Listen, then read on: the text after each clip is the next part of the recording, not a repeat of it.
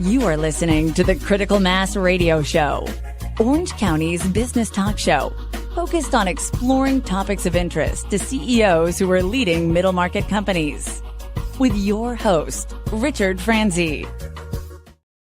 Hello and welcome to Orange County's longest running business talk show and podcast. And yes, I am your host, Rick Franzi. And ooh, do we have a good show planned for you? Why? Because Polina Kratova is our guest. She is the CEO and founder of RiseUP Stars. Polina, welcome to the program. Hi, Rick. Thank you so much for having me. I'm so excited to be here. I am as well. So let's start with your origin story, Polina. Take us back in time. Help us to understand what was your original motivation, inspiration for starting your firm. Yeah, so I would love to tell you a little bit more about myself and my background. So I was born in Russia and I moved to the United States 10 years ago. When I moved here, I started working with tech companies and startups. I would help them build sales teams, help them start from the ground and focus on business development efforts, fundraising, or any kind of other kind of support that they would need. And as I was doing that in my free time, I was volunteering at the local nonprofits, usually with children and youth with disabilities. And I was always feeling that I love technology and I love working with tech companies, but it still does not fulfill me completely, and that there is something more and something else that I want to do.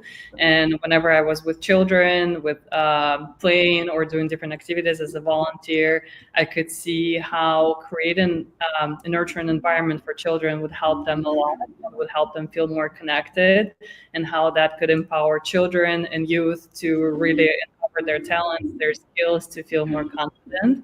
So that kind of like helped me understand and realize that I want to eventually work in education and that I want to build something for kids and for youth. And I was always also passionate about wellness, about mindfulness, about mental health, to support myself and my mental health. And when I was thinking like what I want to create for children, that was kind of like the first idea that I got, that I would love to merge those two together. I would love to merge what my experience with mental health support and with mindfulness, with yoga, with movement, and my passion for education for children. And it was so natural because at that time, actually, when I started the company, it was a year before COVID. And we started with first just offering our yoga and mindfulness program for the students and for the schools. And we saw huge interest rising from the schools and a huge demand from the schools in this type of program. And then COVID happened, and it actually exaggerated the whole mental health problem and the mental health crisis. I think we all know at this point how the mental health crisis has been happening for the last 10 years, and it was getting worse and worse. And especially after COVID, the youth and the children were affected a lot by it, by feeling isolated, by being disconnected from the other peers, from the support systems. And that was the biggest driver and the mission behind our organization, to support the students with resources to help them create the space where they can learn what yoga is, what mindfulness is, to learn the benefits of movement and wellness programs, and to understand how they can implement it in their life. And because we work with children, we always make it fun and engaging for them. So it's not just like a yoga as you would do it for adults. It's usually we create different stories, we create different fun activities, we integrate a lot of nature, environment, animal poses, or different fun elements to make it fun and engaging for children. And the biggest happiness in my life is to see children, how they learn how to breathe, how they learn how to do mindfulness activities. And when they come back and share that they were able to meditate at home, or they were able to or they were teaching their family and their parents how to do yoga poses, or how they did, for example, mindful breathing in the class whenever they felt anxiety or whenever they felt anxious. So that is how we started. And then eventually we grew and expanded and added more programming, because I wanted to also implement my knowledge in technology space and my experience with technology companies. And this year we also launched STEM programs on top of our wellness and mindfulness programs. So, can I ask you a little bit more about RiseUP Stars? Because I'm curious to learn. Yeah, so we offer a range of educational enrichment programs focused on two aspects. The first one is STEM, which stands for science, technology, engineering, arts, and math. And we also offer wellness, movement, and mindfulness programs. So that includes sports, athletics, yoga and mindfulness, dance, any kind of movement, basically, and mindfulness integrated together. Do you do that? Where do you conduct your classes? Yeah, we work mostly with school districts and schools. So we cover, for example, after school programs, before school or during school programs. We work with all the grades, starting from preschool all the way through high school grades. So depending on the district needs, we offer different programmings. Mm-hmm. And you're here like I am in Orange County. So talk to us about what type of school districts are you? You don't have to name names, but are they strictly here in Orange County? Are they Southern California? Just help us to understand that, Polina. Yeah, so we cover all California currently. We also have programs in Chicago and New York. Last year, we were covering more nationwide. This year, we decided to scale back a little bit. And that's something that I learned as an entrepreneur to make sure, because the demand was so big, we kind of felt like we wanted to address it and grow too big. And unfortunately, we went through some challenges, as any other entrepreneurs, I guess, would go through when they're growing too quickly, too fast, without having the sustainable platform for it. So this year we scaled back, and we just we run the programs in California, Chicago, and New York. And maybe in the future we'll be expanding more, but only when we can make sure that we have sustainable operations and a platform for it. So you've been fortunate, my opinion, Polina, you've been fortunate to experience this type of what I would consider hyper growth in 5 years, 2019 to today. But as you said, growth is a double-edged sword, isn't it? Because you have to have the systems and other issues to support your clients, and that can be very challenging, can't it, as an early stage entrepreneur? Yes. I feel like that was one of the biggest lessons that I learned. And I've heard a lot about it before, that you have to focus on sustainability first, and you have to make sure that you can support the growth, because it can be very appealing, and it can look really nice to when you have the demand, when you know that someone needs your program, so you want to address that and you want to go right away and provide the service. But you have to, like, that's what I learned, that we have to make sure we have sustainable operations and platforms in place before we can do that, especially when it comes to education and children. But I think it applies to any industry or any kind of product. There is a lot of pressure, I feel like, for any entrepreneur or business owner, where like it's constantly, you hear it from the media, you hear it from everywhere, like grow fast, grow quick, deliver the product first. But unfortunately, in truth and reality, when you do that, you actually realize that it comes with its own challenges, and it comes, unfortunately, with sometimes like the setbacks. And you have to really make sure before you deliver and before you grow too quickly, are you ready for that? Do you have enough support and systems in place to support that kind of growth? Because business is its own like organism with different types of like organs and different types of body, where like every department is responsible for something, and the whole body or the whole organism has to be aligned in order to make sure that the growth is sustainable. And it takes a lot of effort and time. And unfortunately, as entrepreneurs, I feel like sometimes we don't realize really how much work we have to put in to make sure that's in place. Yeah. It also takes money. Yes, that too. Resources, money, human resources. I feel like the biggest challenge, at least in my business and from what I just talked with other entrepreneurs, was the staff and human resources. So even if you have money in place, investors or support, or for example, your operational business that gets revenue from clients, the biggest problem that I experienced was to find the right people in the team and to find the right the right team to support the growth, because not everyone is willing to grow quickly. Not everyone is willing to address things, or not everyone is aligned with the vision for the organization, and it might create the challenges in the long term, and the money, of course, too. Mm-hmm. Yeah, and you're growing in Chicago and New York. That's a long way from Southern California, so it's yes. So congratulations, and also welcome to the club, right? Of having all the issues that come with being a fast growth company. That's even though you had all that excitement, were there ever moments where you felt isolated or alone, Polina, as you've been scaling your firm? Yes, for sure. Especially last year when we experienced our biggest growth. And sometimes I felt like I had the shoulders, like the weight of the whole organization on my shoulders, because there was no one else who could make the decisions for like some of the most challenging questions or issues that we had. And unfortunately, it's true in some cases, like no one else can make the decision for you, and you have to come up with your own solution for problems. It might be like 10 different solutions or 10 different problems that come up in one day, and there is no way to delay them or like ask someone or delegate them to someone else. So you have to address them. And that kind of took a big toll on my mental health last year, because I felt isolated, because I felt like no one in my circle can understand what I'm going through.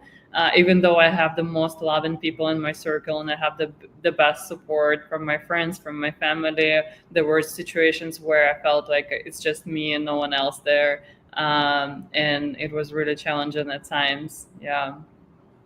Yeah, I think that's what people who've never been an entrepreneur, especially a founder, maybe can't appreciate.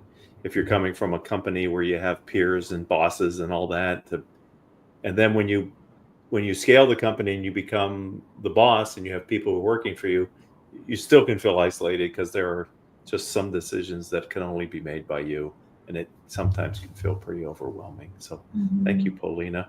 I'm wondering, best piece of business advice? Has somebody given you something, a nugget that you can share with our audience today? Yeah, I would say focus on sustainability. That's the best piece of advice that I've heard before. And I realized how important it is. And I'm talking not just about sustainability in terms of building the platform and like the support in your organization, and making sure that you can deliver on the promises that you made to the customers, or making sure that you have enough resources internally to deliver the products or the programs that you offer, but also sustainability in terms of the mental health and the well-being of the founders or the executives in the organization. Because I saw last year how big and how important is really my mental health, and how it affects the rest of the organization. Because as a leader, I show the example and I show how we want to operate. And if I'm not in a good place mentally or physically, then it's not going to be a good growth or a good impact that we are going to be creating. So I feel like sustainability is a big one. And in terms of like making sure that you're also like, would I be able to operate like this in the long term? Would I be able to make the decisions like this in the long term, or run the organization like this in the long term? The answer my last year was no. And I had to make a lot of changes internally in order to make sure that I'm not burned out, that I can operate like this sustainably. And then the rest of the organization will be operating sustainably as well. That's such great insight. Thank you for that. It made me think of a book, Put Your Oxygen Mask On First, which is about how leaders need to care for them. Self-caring is not being selfish. You need to be sure that you can be available, because being an entrepreneur is a physically and emotionally demanding job, regardless of how successful you are. It takes a lot of you. I saw that a former radio show guest had a hand clap to you, Joe. I call him, he goes by Joe with me, Joe Gutierrez. Thank you for listening to the live show and commenting. We encourage all listeners, if you want to make a comment or something during the interview, feel free on whatever platform you happen to be on, and Haley will bring it to the screen so we can react to it. Thank you. All right, let's look at artificial intelligence, Polina. What's your view? How do you see it impacting your industry or your firm? Just talk to us about your view of AI, please. Yes, artificial intelligence has a huge impact on the education industry in general. I think we all know or like hear about it, or because there's a huge positive aspects and impact, and there's also some I wouldn't say negative, but there are some like challenges that are coming with it as well. So the biggest challenge is that unfortunately, in some cases, it's hard to like the students are relying on artificial intelligence to help with the homework, with their assignments. Especially, we see that in the higher education, like in universities, colleges, or high school students, and it's very hard right now at this point to prove whether it was original work made by the student or whether the student used AI. However, the good news is that there are solutions right now in place. I know personally a couple companies that are working on solutions that help colleges or like higher or schools to understand whether it was authentic content or whether it was created with the use of AI. So, but I would say like the biggest positive aspect of it is that we understand how artificial intelligence can also help customize the learning and customize the educational materials for the students, depending on their pace, depending on their abilities. For example, specifically for students with disabilities that have like challenges with learning the content, or might be like challenges with, for example, how they consume the content. So artificial intelligence has enormous benefits to help specifically customize the learning and educational aspects and like educational pace for the students, like with different aspects. And I would say the biggest one is also we're currently actually seeing that some of the largest tech companies are investing in the school districts and schools to help them understand how to use AI for teachers and support them in building the materials, like their curriculum, their materials for the students, and also how AI can help the students not to like copy and rely on AI, but how to actually help them build their like creativity and express their creativity, their curiosity. And we launched this year the program that helps students understand the benefits of AI and how they can apply it in their life, and also prepare them for the AI-driven future. Because I think that's something inevitable. Whenever they grow up, they're going to see AI everywhere, and when they enter the career field, AI is going to be used everywhere. So we want to start preparing our students and teach them the skills how to use AI and how it can be applied in their careers, in their life, in their work, in their projects, and everything. That's a really powerful answer, Polina, because there's always a double-edged sword with technology. There's the promise and personalized learning and adaptability, but there's also the side of it that we have I wrote a book on unintended consequences, and I think there are tons of potential unintended consequences with deployment of AI, especially as it relates to young people and education. So I'm glad that you are on top of that and figuring out how to leverage the positive for your business and for your clients. So can you tell me about the nonprofit part of your business? Because, you know, not only you're an entrepreneur building and scaling a fast growing company, you also have this other aspect of your business. So can we talk a little bit about that now? Yes, thank you for asking. Yeah, so our nonprofit arm is focusing specifically on delivering the programs to underserved communities and children and youth that come from low-income families or low-income neighborhoods, because they need the support the most. Usually there is a huge lack of any kind of enrichment programs in those areas. There's lack of budgets. They don't have that many like support or different grants from the school districts or the federal or state government. So our goal with a nonprofit is to make sure that we can bring our wellness and our STEM programs to the underserved communities, because we see how really they can impact the students from that come from low-income families that never had access to technology. For example, they don't know how to use technology, and by learning or going through our STEM programs, they learn how to code, or they learn how to program, or they learn how to build a technical product, and now they have access to the huge technical, like to so many opportunities in tech field, and they can explore the careers in tech companies, and they have access in new career paths. So that's incredible. And same thing with our wellness programs, because usually the students that come from low-income neighborhoods or low-income families, their mental health is very critical, and we see how, for example, they have a lot of stress in their families because of the finances and how it affects their mental health. And I feel like those students really need the sports programs, they need the mindfulness and yoga programs, the meditation. They need to learn how to support themselves in their life so they can overcome these challenges and get a chance at a different life, for example. So, Polina, when did you decide that you needed to, in addition, build a successful for-profit enterprise, but also have this nonprofit aspect to it as well?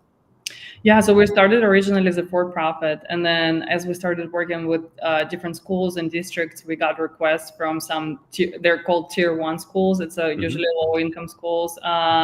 We got requests from some Tier 1 schools that unfortunately didn't have funding to support our programs. They couldn't pay for our classes, but they really saw the need and the demand, and they had the demand for the program. So they requested and reached out to us and asked, like, is there any way, for example, you could provide our programs and you can provide scholarships for our students? So we started doing it on our own, and we're providing scholarships for our students whenever we see the need or whenever the families reaches out to us.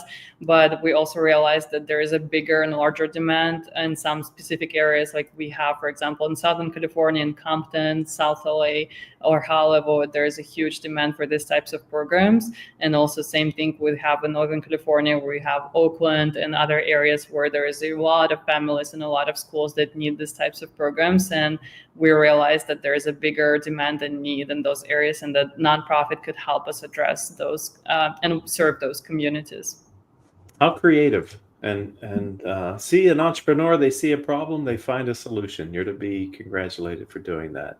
Thank you here on behalf of the program. I want to say I'm glad you're extending your reach into areas where maybe you couldn't get there if you were just purely a for-profit enterprise.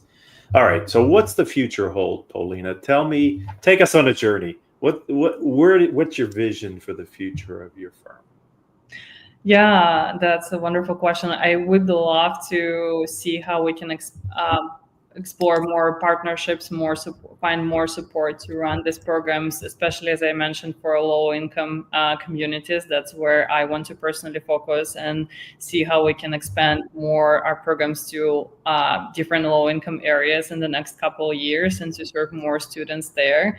We're also open to new partnerships, and we're exploring new partnerships that can help us bring our programs to more students and serve more population. And I would say the other next step would be for us to, once we can sustainably grow and make sure we have enough support infrastructure and systems in place, grow to other states and cities. So we definitely want to do that in the future. But as I mentioned before, like whenever we're ready and whenever we have the capacity to do that sustainably, then it would be incredible to see how we can bring this impact and bring these programs to other areas in other states as well. Yes, because I think you are seeing the tremendous need, aren't you, for your programs? Yes. And wanting to supply a solution to that need is what entrepreneurs are all about. So that's very tempting to try to be as big as it sounds like it could be. Your vision could be a very large organization as you address all that need across this country. Thank you. That's the hope, huh? Yes, that's the hope. Yes.